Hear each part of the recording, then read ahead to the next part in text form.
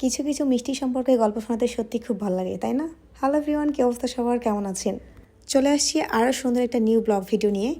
দিনটা ছিল আমার মেয়ের বান্ধবী রোজাপুরীর বার্থডে। তো আমাদের গার্জিয়ানদেরকে ওখানে ইনভাইট করা হয়েছিল। আমাদের কয়েকজনের মধ্যে, গার্জিয়ানদের মধ্যে এত সুন্দর একটা মিষ্টি সম্পর্ক হয়েছে, বিশেষ করে পার্সোনালি 5 থেকে 6 জনের। খুবই খুবই একটা মিষ্টি সম্পর্ক। যখন স্কুলে যাই কখনো একাকিত্ব ফিল হয় না। তো যাই হোক, আজকে সবার কথা বলবো না, আজকে স্পেশালি আমার কিছু কথা বলি। যখনই আমাকে অনেকে জিজ্ঞাসা করে যে আপনি এত খান, মোটা হন না কেন, তো বিশ্বাস করেন আজকে যে মিষ্টিটা খাচ্ছি যে আপনার সবার সামনে, দীর্ঘ 4 বছর পরে মনে হয় আমি মিষ্টি মুখে দিচ্ছি। একইবার সত্যি কথা, যদিও খাই রাজশাহী সিএমবির মোড়ে যে মিষ্টিটা পাওয়া যায় এটা আমি একটু পছন্দ করি, মাঝে মধ্যে এটা আমি নিয়ে এসে আমার মতো করে খেয়ে নিই।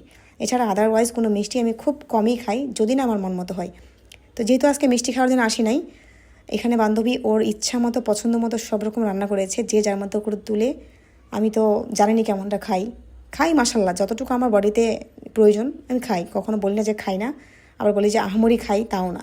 যতটুকু প্রয়োজন ততটুকু খাই, কিন্তু কেন ওজন বাড়ে না এটার উত্তর সত্যি আমার জানা নাই। অনেকে আমাকে বলে কি আমি নাকি ডায়েট করি, এত স্লিম কিভাবে।